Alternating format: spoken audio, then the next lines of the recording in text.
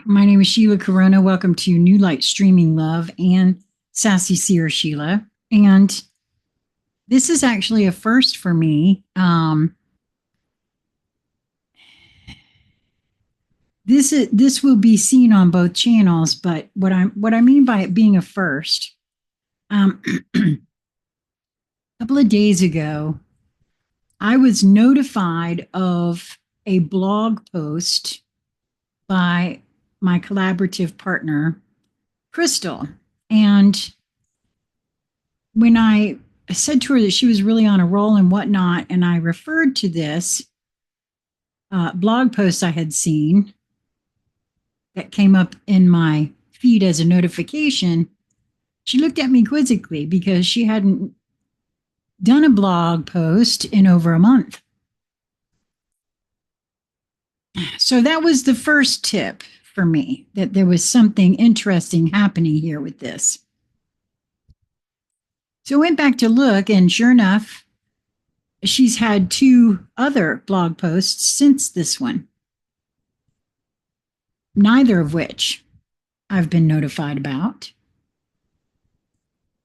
And for 2 or 3 days, this blog post that I was notified about was wandering around in the back of my head.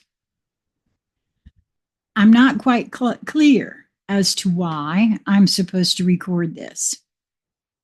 When I ask myself, because I also ask Krystle for her permission, which it's a publicly available blog post, so I really wouldn't have to do that, but I really wanted her blessing to share it with you in a recording. I have the distinct feeling that someone out here really needs to hear this. Someone who's new to the channel, perhaps. Someone who hasn't taken the time to go to New Light Streaming Love and find Krystle's writings. And this could be an important piece of information. I don't know that for a fact. It's a suspicion that I have. When I ask the question of myself, I got somebody needs to hear this. Now, that somebody could be me, as I have not read this yet for myself. The title is, of course, you've seen it already, The Alchemy of a Karmic Empath. Some weights don't belong to me.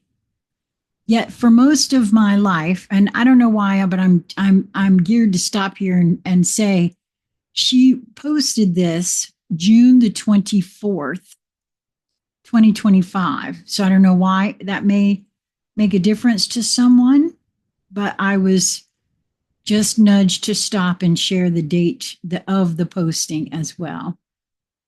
So some weights don't belong to me, yet for most of my life, I have carried them like they were sacred. I carried them like they were mine. I carried them like they defined me. I know there are so many others who have done this exact thing. Oh, well, I got a feeling this is for someone. The empaths. The karmic empaths, I feel, is more fitting, at least for myself. And if you have found your way here, then maybe it's for you too. A karmic empath is a soul whose sensitivity is interdimensional and multidimensional.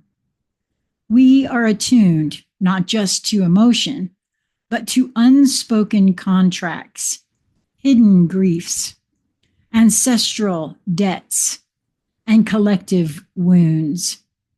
From my own experience, even the collective unconscious. We pick up what others don't know they're still carrying. We absorb what's never been named.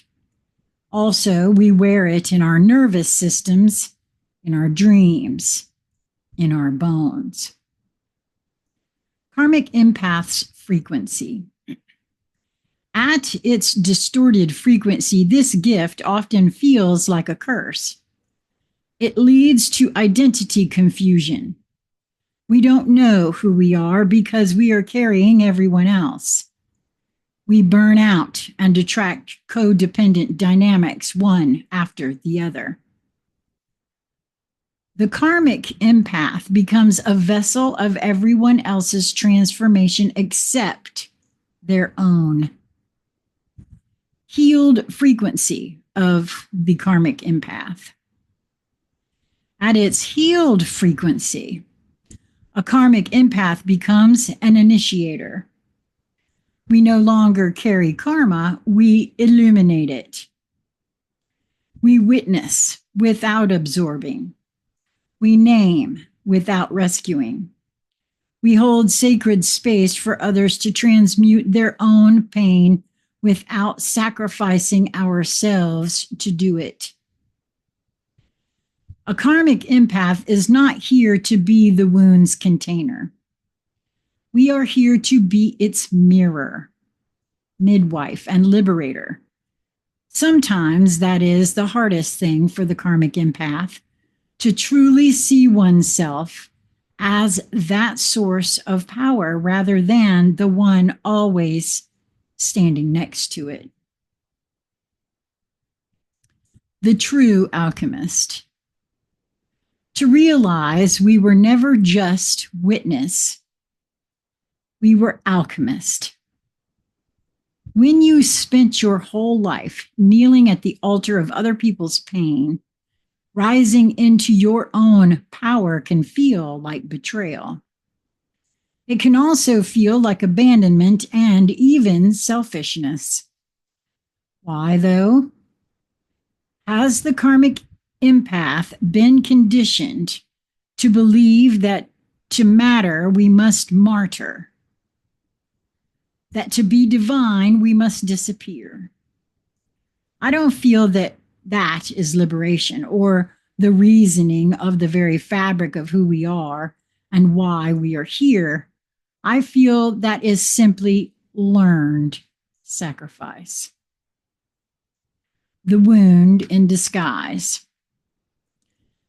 Empaths are taught to be proud of their pain. We are congratulated for our selflessness. I used to think this was love, God, and purpose, my purpose.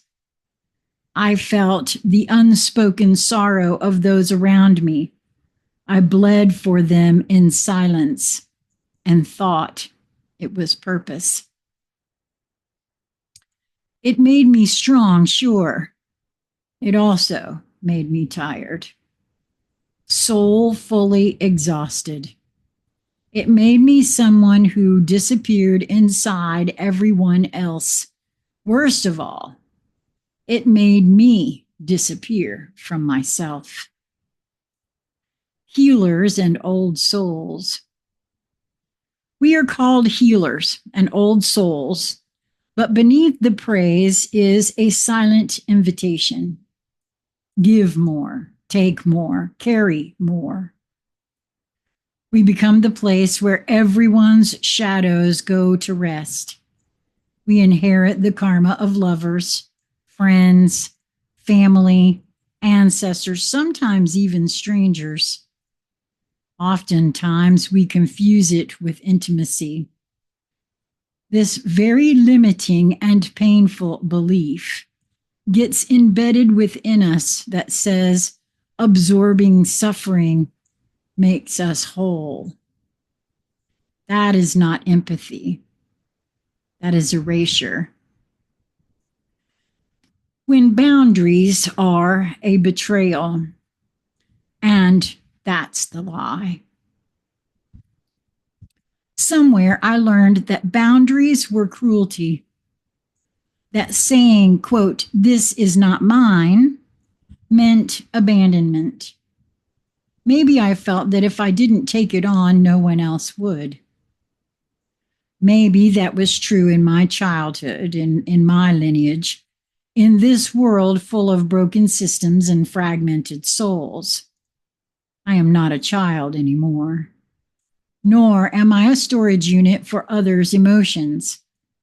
I am not a trash bin. for unprocessed guilt.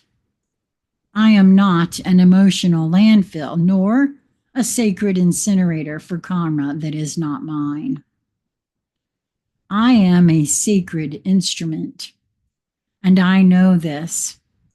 The divine has no interest in distortion. The turning point. There comes a moment when the body says, quote, no more.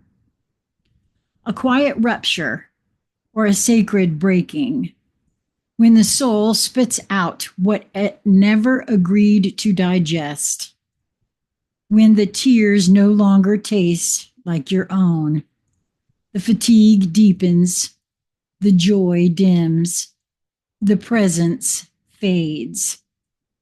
And one day you realize you've been carrying centuries in your spine, ghosts in your belly, and someone else's grief behind your eyes. I reached that moment. I felt the echo of other people's choices lodged in between my joints. I heard voices in my head that were never mine. I dreamed their fears, wore their shame like perfume, and called it compassion. The truth is, if I carry what is not mine, I rob them of the chance to transform it. I intercept their healing and I delay my own. I am here. This is where I am, a space of in between, coming from where I was and in position to transform and meet myself on the other side. I am ready to walk forward in my power as a karmic empath, to rise inside myself and show others that they can too. I am standing here, not as a wounds container, but as my own liberator. From this place, I choose. I choose to stop bleeding for others in silence. I choose to stop mistaking martyrdom for love. I choose to stop calling my exhaustion, quote, purpose. The sacred shift from sponge to mirror. I am not here to absorb, I am here to reflect.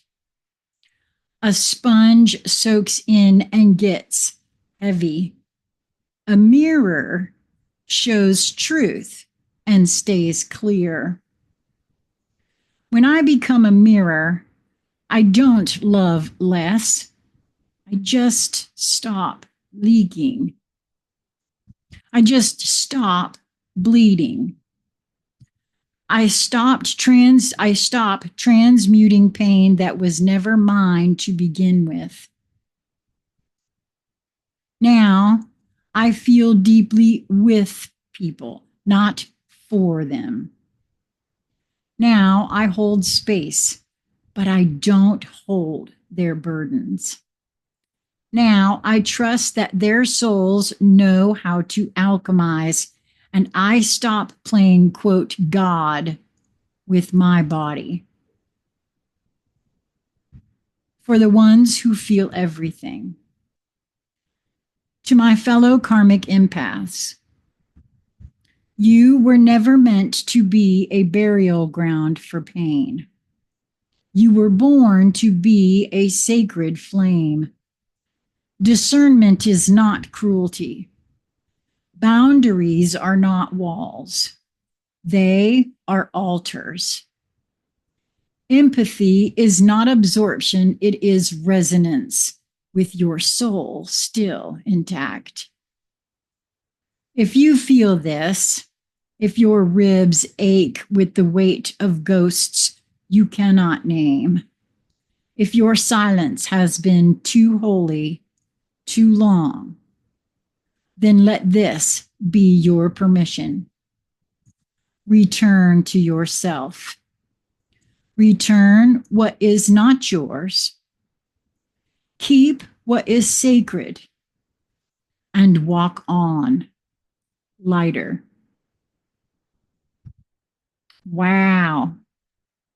I can tell you one thing. I feel very, very, very certain that this is why I was meant to record this. Now that I've actually recorded it, I'm positive that someone who pays attention to my recordings needs to hear this. And if you feel like it's you and you happened upon this by accident, because I don't share my recordings around, I just release them and let them go. I would love to hear from you either in the comment section or reach out to me at consciousconversationscentral@gmail.com if you feel so drawn to do so. I want to thank Krystle so much for allowing me to share this with you. It will appear on both channels. I hope that you are subscribed in both places, because you never know where things might appear where it's not on both channels. Until we meet again, my friends, move towards that which brings you joy and also what draws you, because there's something there for you. Even if you don't know what it is in the moment, because things really don't happen linearly. It truly is a spiral, to use Krystle's wording and Jason's wording, actually. Until we meet again, be well.